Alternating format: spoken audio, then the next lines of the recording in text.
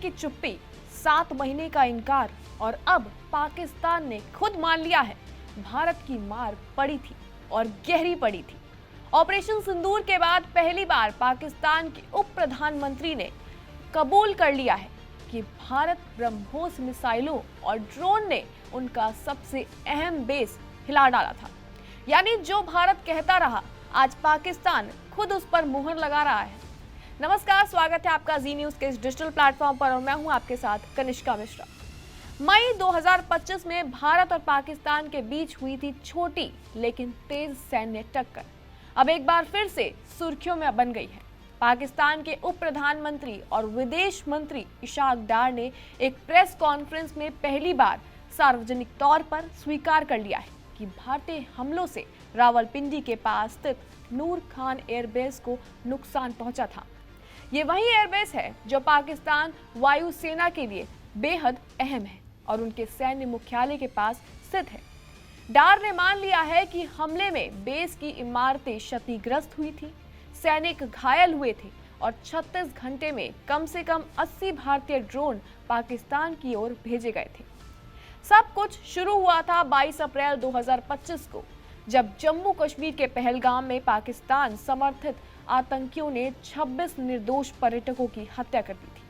तो वहीं आपको बता दें कि भारत ने साफ संदेश दिया था कि अब जवाब मिलेगा। 7 मई 2025 को शुरू हुआ ऑपरेशन सिंदूर। भारतीय सेना ने पाकिस्तान और पीओके में 9 आतंकी ठिकानों पर सटीक हमले किए।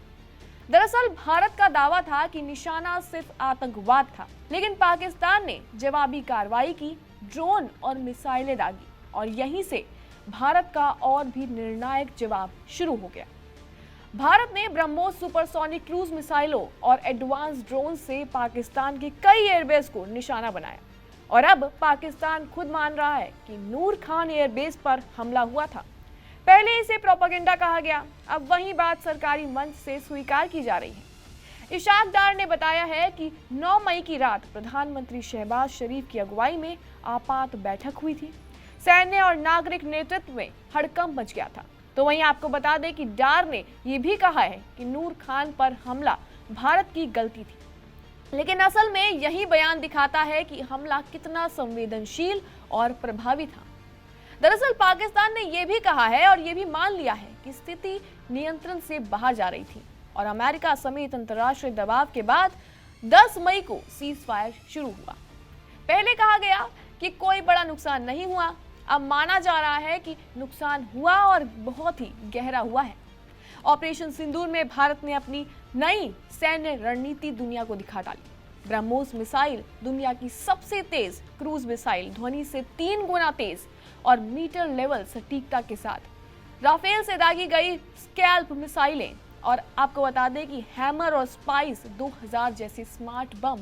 इसके अलावा आपको बता दें कि हारोप सुसाइड ड्रोन और मजबूत एयर डिफेंस सिस्टम जैसे S-400 और आकाश, और ये सब का नतीजा रहा आतंकवाद पर प्रहार बिना बड़े युद्ध के। 7 महीने बाद आया ये कबूलनामा सिर्फ पाकिस्तान का कन्फेशन नहीं है, ये भारत की सैन्य क्षमता की पुष्टि जरूर है। ऑपरेशन सिंदूर अब सिर्फ एक ऑपरेशन नहीं रहा, बल्कि भारत की नई रक्षा नीति का संकेत बन चुका है।